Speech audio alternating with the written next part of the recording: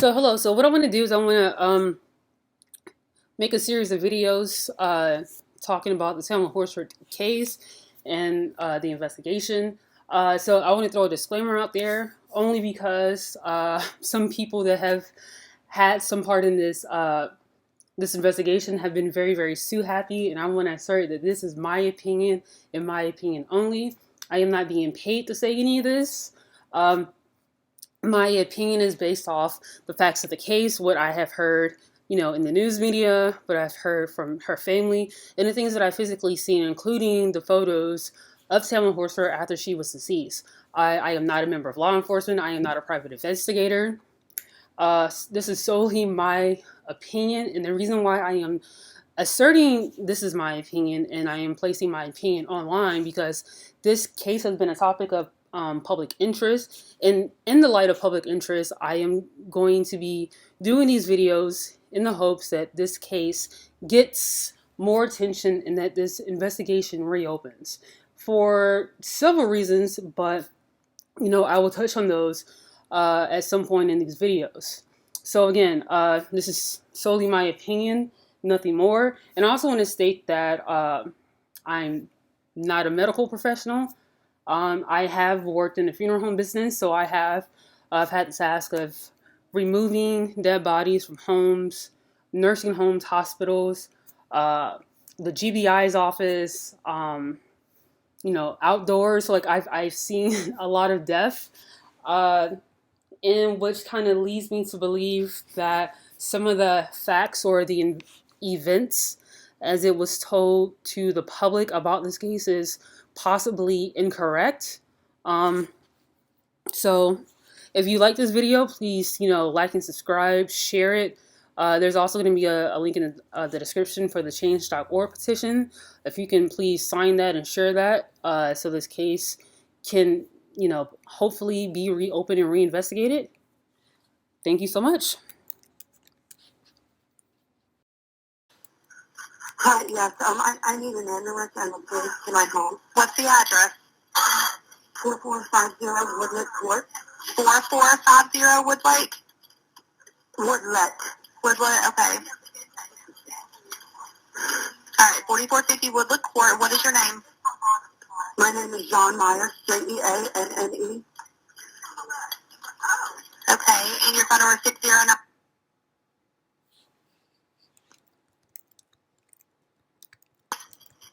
Yes. Okay, what's going on?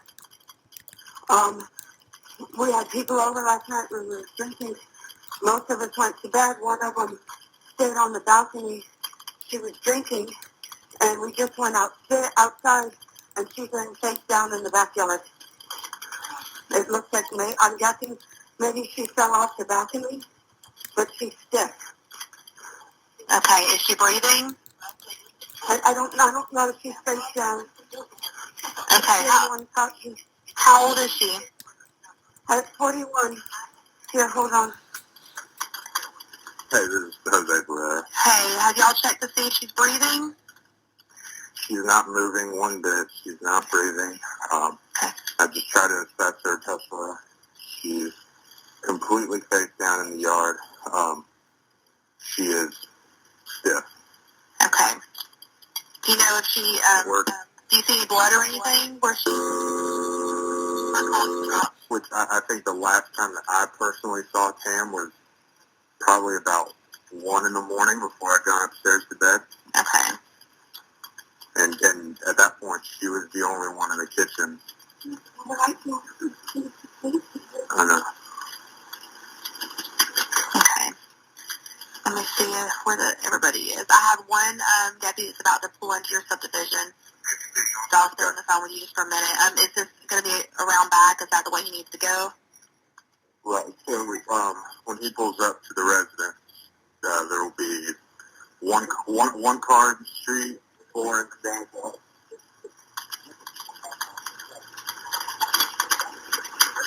And does he need to come and go through the house, or does he need to walk around the back? They can go around to the side. I'm gonna grab my shoes, and I'll direct them when I get here. The first thing I want to touch upon is the matter-of-fact tone that both these, people had, and also kind of like them giving all this extra information when it was not asked. So my issue is that you are calling 911 to possibly get help for your friend that is somehow having a medical emergency in your backyard. Instead of asking, how can I help my friend, you're telling the 911 operator about what happened yesterday, which has absolutely nothing to do with you trying to provide aid to your friend until, an EMT or a fire, crew comes. Like that doesn't have anything to do. Like, if anyone watches like those crime investigation TV shows, it's always the people that are either guilty or suspicious of something that always gives, voluntarily all this extra information without even asking. Same thing with Jose Barrera. Like, instead of like saying like, hey, what can I do to help this woman that's laying in my girlfriend's backyard? He's also telling this 911 dispatcher without her even asking, because she never asked, okay, so what did y'all do yesterday? Okay, what were y'all doing? Why were y'all doing it? Like, she never asked any of that. Like, all this extra information has absolutely nothing to do with them providing aid to this woman until someone else gets there. That is the sole purpose of 911. Jose Barrera worked in law enforcement as a probation officer. Like, he knows what the sole purpose of 911 is. It is to, get help or whatever. And the role of the dispatcher is to walk you through on what to do until help arrives. And none of that took place, because if you notice, the lady asked Jose, well, is she breathing? He's like, skates around the question, and then, talks about, what happened yesterday, and that, he tried bending her leg and her leg is stiff. First of all, anyone who worked as a probation officer, a member in law enforcement, a deputy jailer, they all have to be certified in basic CPR and basic first aid. Because anytime you work for the government and you are in a position where people are under your care, you need to know these basic things. Kind of like someone who works at a summer camp when they're watching children. They have to know how to do basic CPR and basic first aid. Okay, so at no point in time does he say anything that he, tried to resuscitate her, that he tried to fill for a post. This SOB said that he tried bending her leg and he noted that it was stiff. What the hell does her leg being stiff have to do with you helping her at this moment until fire and EMTs arrive? The thing that I wanted to point out was that the sole purpose of this little get-together was supposed to be so no one would be out driving drunk, because one of the people that was in attendance at the party, Jennifer Morrell, she had been arrested a couple months prior for DUI. So the thing was, it was supposed to be a girls' night out, like ladies' night. So one thing that I want to point out and put an emphasis on, that this was strictly supposed to be a ladies' night, kind of a dual purpose. It was John's birthday, and it was also the end of the season. And there was supposed to be no men there, supposed to be women only. And I want to point out that originally people were all supposed to, kind of spend a night, and there was kind of like an itinerary of going around of who all was going to be there. And Jose Barrera and Thomas Smith and his third arbitrary male was nowhere included on that. They somehow invited themselves, in that there are some women that were present, quote unquote, left without spending the night. And some of that I could totally believe, because if you're, supposed to be staying, overnight with a bunch of women, and there's, these random ass men there, I would, leave without spending the night. The topic with this is that two of the statements that were made to police in interviews that struck me as being particularly odd. And those came from John Myers and Stacey Smith. They stated that, and this is directly from the interview, John Myers said, and I said, I get up at 5:30 in the morning. I'm done. I'm going to bed. And she started what I think this is supposed to be talking to Stacey and Tom. And she was like, I'm going to sleep with you. And Tom was like, she's sleeping with me. So then they both put their cell phones on that thing where y'all got here. And she said, look, I can't sleep with Stacey. Our phones are going to sleep together. First and foremost, this is some bullshit. This ain't never happened, and I don't believe it. because for some reason, at some point in time that night, Tamla Horsford wanted to go home. She was stopped from leaving. According to their own statements, Tom, Stacy, and John, quote unquote, convinced her to stay. This is my issue. So at some point in the night, I don't care what the reason, if an adult wanted to leave and if an adult wanted to go home, she should have been allowed to do so. And if you were that concerned about her previously drinking that day and you didn't think she was in a condition where she could have driven herself home safely, two things should have happened. Her husband should have been called to come pick her up, or an Uber should have been called for her to take her home, and she could have gotten her car the following day. So I don't believe this at all. This is some bullshit, and is very, very concerning to me. What is even more concerning to me is that in this photo that we're looking at right here, this is Tamla's bag and her jacket. There's no way that you're telling me that this bag and the jacket is just like randomly sitting here because it was left there the entire night. This photo right here leads me to believe further that Tamla wanted to leave, and she was actively trying to leave when she was stopped or held against her will and her bag was left there. Because common sense will tell me that an adult, especially a female, if she had plans or intentions of staying, she would have put her personal belongings in the room that she would have been staying in. She would not have left her things in an open space where everyone is. And that's just from an adult standpoint and a woman's standpoint. We're not talking about children and teenagers. We're talking about adults. Okay? And then the other thing to me that I find particularly odd, and why none of the investigators inquired further into this, is this whole cell phone sleeping together business. So you're telling me that Tamla Horsford, a 40-year-old woman who has 5 sons, 3 of whom were in elementary school, 1 who just turned 4, she has a stepdaughter who's pregnant and a grandson, that she was going to voluntarily cut off all communication with her family for the remainder of the night until she left in the morning. So her fucking cell phone would not be lonely during the night? Are you fucking serious? Like, everyone in these statements are saying that she was full of energy, she was still awake, she wasn't tired, everyone else was tired. So why is the one person who is awake, wide awake at that, going to voluntarily give her phone up? Because hypothetically, if it were me, if I was the only person that was up and everyone was going to bed, I would either be texting on my phone, on social media, or playing like fucking Candy Crush or something or whatever. Like, that to me is very, very odd, is very suspicious, and I don't believe that happened for one moment. Because think about it like this.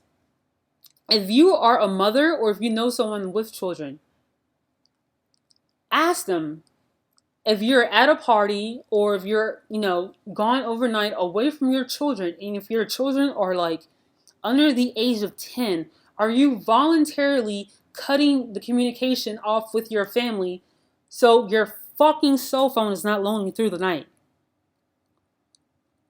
That right there is probably one of the most concerning pieces of this investigation, and the fact that it wasn't kind of like no further investigation into any of this with these odd ass questions is very concerning to me. Okay, so the next thing that I wanted to touch on is this, and let me paint this scene for you. So again, if we're to believe what they're saying in their statements, this next particular event is kind of hard for me to believe.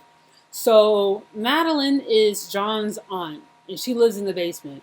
So when John's aunt Madeline woke up, she has this routine of going outside to see what the temperature is like, because she's not used to living in Georgia, right?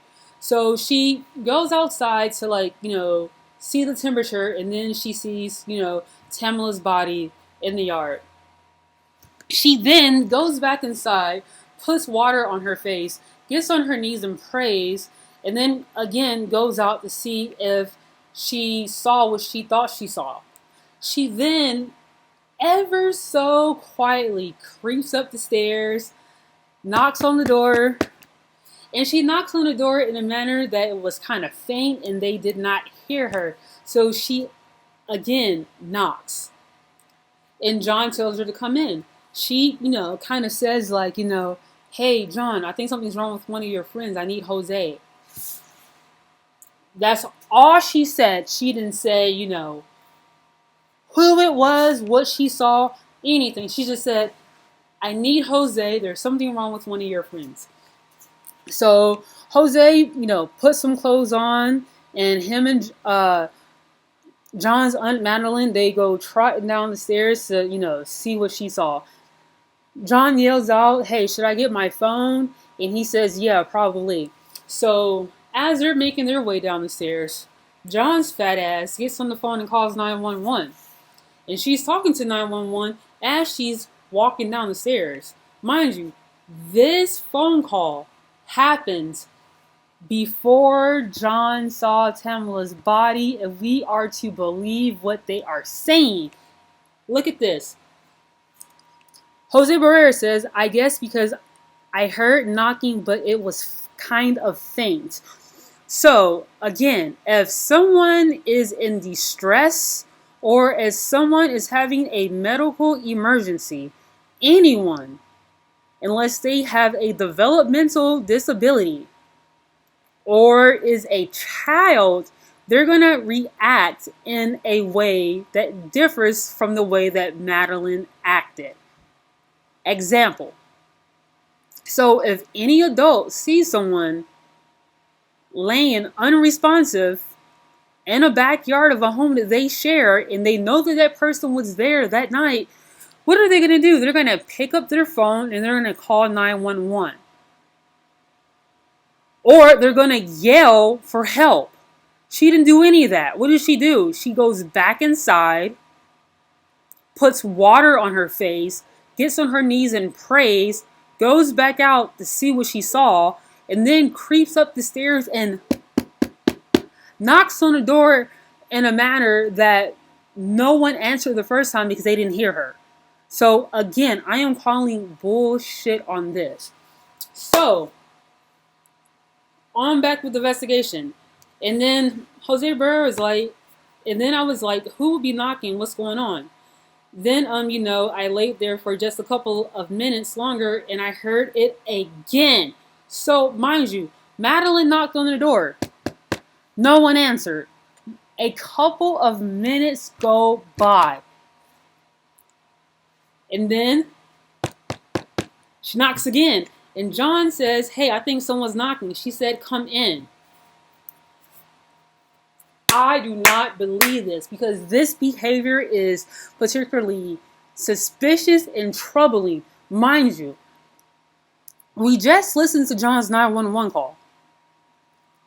John's 911 call, if we are to believe what Jose Barrera is saying in this statement, it happened before she saw Tamla. And I quote, about 8:45, just before 9, because, she had looked at her phone what time she had called into 911. And, we didn't waste any time to go to see what was going on. Did she already call 911 when she woke you up? Referring to Madeline. I don't know. I think the first call came from John, and then she passed the phone to me. Okay, so from the time she knocked on the door and woke y'all up to the time y'all were talking to 911, what time frame? She knocked on the door. I need Jose. Okay, I'm worried about one of your friends. I'm like, okay. She went out of the room, got dressed, and John was like, do I need my phone?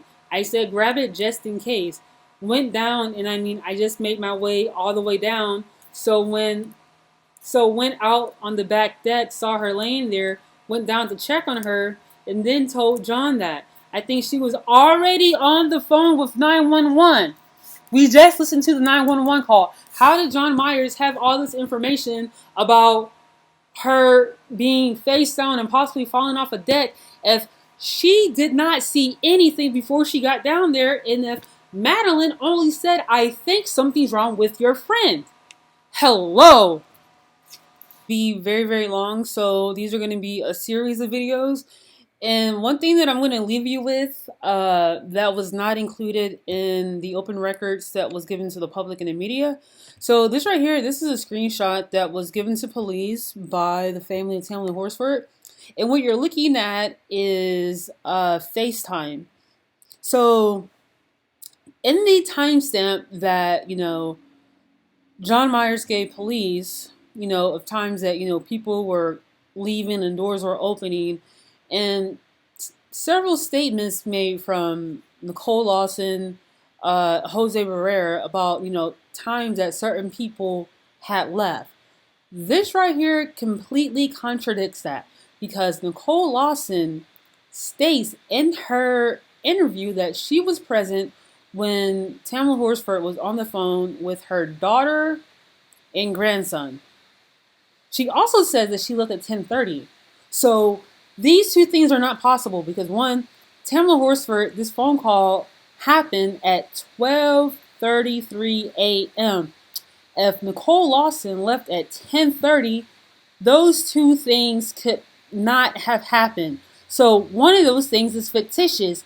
And one thing that we do know that is fact because of evidence, Tamla Horsford had this call on FaceTime with her stepdaughter at 12:33. So there's no way that Nicole Lawson left at 10:30.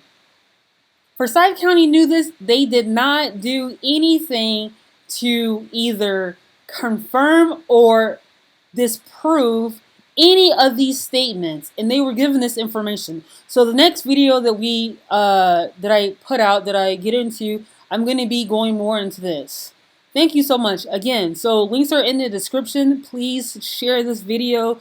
Please sign the change.org petition, link in the description. Thank you so much.